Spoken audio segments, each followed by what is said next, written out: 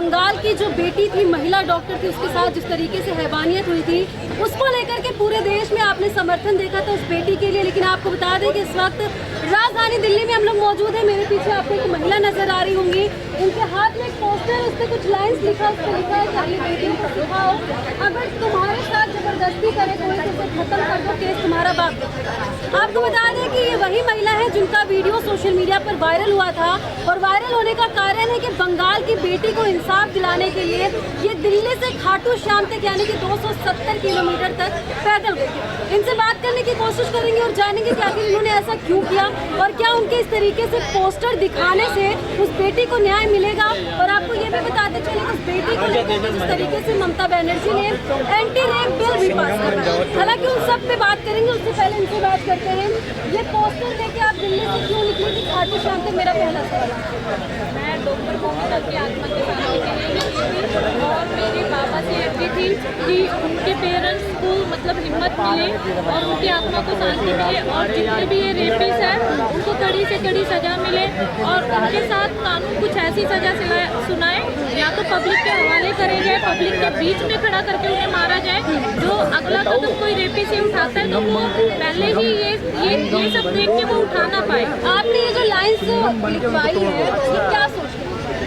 ये मैंने बिल्कुल सही लिखवाई है कि अगर मेरी भी बेटी है, मैं अपनी बेटी को यही सिखाऊंगी, अगर उसके साथ कोई छेड़खानी करता है, बदतमीजी करता है, कुछ भी करता है, तो वो बेधड़क होकर उसको मार दे, चाहे जान से मारे, चाहे घायल मारे, उसके पेरेंट्स सब आके केस देख लेंगे, कोई दिक्कत नहीं है। तो आप दिल्ली से खाटू श्याम तक पैदल गए, कितने लोगों ने लगभग थोड़ा सा आपने ध्यान दिया? आप पीछे से हट जाइए। काफी लोगों ने रास्ते में मुझसे पूछा था कि भाई आप अच्छा कर रहे हो, सबने मुझे अच्छा ही बोला कि आपकी हिम्मत है। मैं अकेली गई थी दिल्ली से खाटू बाबा रिंगस तक, मैं अकेली गई थी, रास्ते में काफ़ी दिक्कतें भी आई और बाबा के साथ मेरे को कोई ऐसा कुछ नहीं हुआ, और बहुत लोग थे जिन्होंने मेरे को हिम्मत दी है।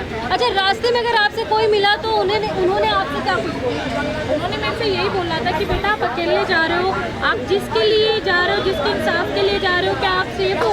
आप जमा सवाल तो ये है कि एक महिला के इंसाफ के लिए आप दिल्ली से खाटू श्याम तक पैदल जाती हैं, और खुद आप एक महिला है, इन केस इतना दूर आप अकेले गए, आपके साथ कुछ होता है तो वहाँ पे कैसे आप अपने आप को बचाएं? मैं जब ये इस पे मैंने लिखा है कि अगर ऐसा कुछ होता है तो उसको मार दो जान से, तो मैं भी वही करती हूँ। अच्छा, कुछ लोग के मन में ये भी आएगा कि कहीं ना कहीं आप वायरल होने के लिए ये सारी चीज़ें कर रही हैं। नहीं, मुझे कोई वायरल होने के लिए कोई शौक नहीं है। वायरल होने के और भी बहुत चीज़ है जिससे हो सकती हूँ। ये मैंने पहले कभी नहीं करा, मैंने डॉक्टर मोमिता के लिए मैंने ये कदम उठाया था। तो आपके इस कदम उठाने की वजह से क्या लगा? कि आपको कुछ शांति मिलेगा, उसको इंसाफ मिलेगा, तो सिर्फ आपकी वजह से बंगाल की जो मुख्यमंत्री हैं ममता बनर्जी, उन्होंने ऐसी चीज़ें नहीं, उन्होंने नहीं करा, वो लेडीज होके ये सब नहीं कर रही, वो गलत कर रही है, लेकिन हम मेरे मन में जो था मैंने करा, उसको इंसाफ भी मिलेगा, उसकी आत्मा को शांति भी मिलेगी। अच्छा, ये सब कुछ आपने किया, उसके साथ आपको किसने सपोर्ट किया? घर में मुझे घर वालों ने रोका था कि अकेले नहीं जाना, जिसके लिए तुम जा रहे हो तुम्हें भी दिक्कत हो सकती है, मुझे घर वालों ने मना करा था जाने के लिए, लेकिन मैंने अपनी फैमिली से जिद करी कि अगर आज यही डर के अगर हम घर में बैठे रहेंगे तो कल को मेरे साथ भी हादसा हो सकता है, मेरी बहन बेटियों के साथ भी ये सब हो सकता है, इसलिए मुझे डरना नहीं है, मुझे जाना है, और मैं गई। तो खाटू श्याम वाली जगह आपने क्यों चुना? सवाल ये, आप क्यों नहीं बंगाल तक गए? बंगाल में काफ़ी लोग थे, वहाँ जाना मुझे ज़रूरी नहीं लगा। मेरे को लगा मेरे कलयुग के अवतार है, मैं अपने बाबा से जाके कुछ मांग सकती हूँ उनकी आत्मा की शांति के लिए, और अपने हारे के सहारे के जाके मैं वहाँ पे अर्जी लगा सकती हूँ, क्योंकि यहाँ पे कोई नहीं है, सब मोमबत्ती लेके खड़े हैं, काफ़ी बहन भाई है उनके लिए खड़े हैं, तो मेरे को यही सही लगा कि मैं अपने बाबा के पास जाऊँ। तो आप खाटू श्याम महाराज के पास जाती हैं, उस महिला डॉक्टर के लिए अर्जी लगाती हैं कि उसको इंसाफ मिले, उसको न्याय मिले। हाँ जी, इसीलिए मैं वहाँ पे गई थी कि उनकी आत्मा को शांति मिले, उन्हें इंसाफ मिले, उनको न्याय मिले। अच्छा, आपके साथ यहाँ पर कोई और आया है? मेरे हस्बैंड आए। तो देखिए, उनके हस्बैंड भी, इनके हस्बैंड यहाँ पर मौजूद है, इनसे भी बात करेंगे। अच्छा एक बात बताइए, आप अपनी पत्नी को अकेले तो इनको मैंने काफ़ी रोका था, काफ़ी कोशिश की मना करने की, लेकिन इन्होंने मन में ठान लिया था कि मैं जाऊंगी तो जाऊंगी। और इन्होंने ये भी बोल दिया था कि अगर तुम रोकोगे तो मैं खुद अकेले निकल जाऊंगी, फिर क्या करोगे। तो मेरे को उसको सपोर्ट करना पड़ा और जहाँ तक है काफ़ी अच्छा कदम उठाया देखा जाए तो। फिर मैंने भी कोई रोक टोक नहीं करी इसको लेके। तो क्या लगता है कि ऐसा करने से या फिर इस तरीके से पोस्टर लेके घूमने से, पैदल चलने से हमारी बेटियाँ सुरक्षित हो जाएंगी? देखो, सुरक्षित तो किसी भी तरीके से नहीं है, ठीक है। इंडिया के अंदर कैसे भी कुछ भी कर रहे हैं हम लोग सुरक्षित नहीं है, लेकिन ये अपना अपना तरीका है महिलाओं को सपोर्ट करने का। कोई किसी तरीके से कर रहा है और हम किसी तरीके से कर रहे हैं, जो ये हमारा तरीका है सपोर्ट करने का लड़कियों को। तो महिलाओं को लेकर के कोई मैसेज देना चाहेंगे? महिलाओं को ये मैसेज देना चाहूँगी, जो मैंने कदम उठाया था, मैं अकेली गई थी वहाँ पे, तो मैं अपनी बहनों से यही बोलना चाहूँगी कि जो इस बोर्ड पे लिखा है वो वही करे, डरे नहीं किसी भी चीज़ से, और कोई डर नहीं है, कुछ नहीं। अगर वो अपने अंदर एक ज्वालामुखी पैदा कर लेगी, झांसी की रानी ने भी अकेले लड़ाई लड़ी थी, अगर आज वो सब महिला ये रूप रख लेगी ना, तो ये सब होना बंद हो जाएगा। बंद भी नहीं तो कम तो होगा काफ़ी हद तक। मेरी यही महिलाओं से है। अच्छा, आप दिल्ली से खाटू श्याम चली जाती है बंगाल की महिला के लिए, महिला डॉक्टर के इंसाफ के लिए।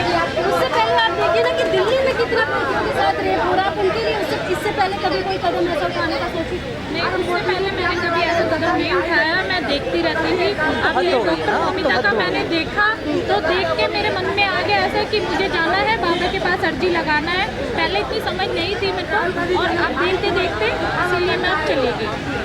देखिए, तो आप देख रहे हैं कि ये महिला डॉक्टर के लिए अर्जी लगाने खाटू श्याम के दरबार में चली जाती हैं, और ऐसा कदम एक महिला होकर और एक महिला के लिए सबसे पहले इनको हाथ जोड़ के नमन करता हूँ। क्यों?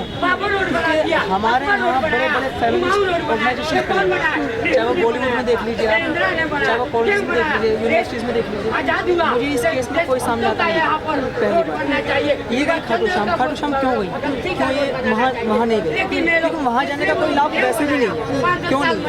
क्योंकि वहाँ ममता जी जो कर रही हैं उसको सिर्फ राजनीति कहते हैं। वो जो कानून लेकर आई हैं वो भी राजनीति से प्रेरित कानून है, क्योंकि उस कानून के माध्यम से वो बिल्कुल ये दिखाना चाह रहे हैं एंटी रेप बिल। हाँ, वो कहने के लिए एंटी रेप है, मैं तो कहूँगा वो एंटी वुमन है। वो जो बिल है वो एंटी वुमन है। क्यों है वो एंटी वुमन? क्योंकि जिस लड़की के साथ बलात्कार हो जाएगा, जब तक उस लड़की की जान नहीं जाएगी, उसकी हत्या नहीं होगी, तब तक जो बलात्कारी है उसको डेथ पेनल्टी नहीं मिलेगी, उसको कैपिटल पनिशमेंट नहीं मिलेगी। बहुत है भाई साहब, आप भी जानते हैं, हम सभी जानते हैं। मेरा सवाल बस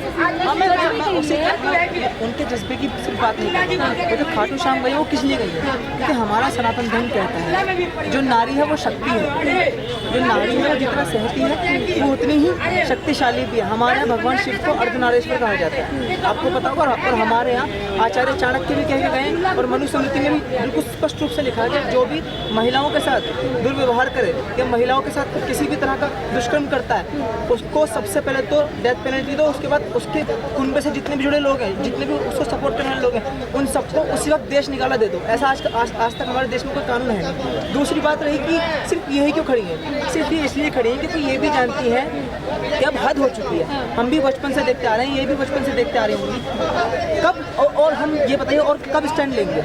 जब आप देख सकते हैं किस तरीके से महिला के जज्बे को हर कोई सलाम कर रहा है। फिलहाल आपकी क्या राय है इनके जज्बे को देख करके? कमेंट सेक्शन में जाकर के जरूर बताइएगा। लास्ट में लोगों को क्या बोला?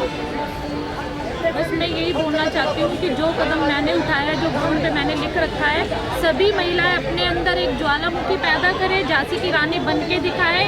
किसी की सरकार की वो ना करे कि भाई वो ही सजा देंगे, अपनी लड़ाई खुद लड़ना सीख ही जाए, खुद ही।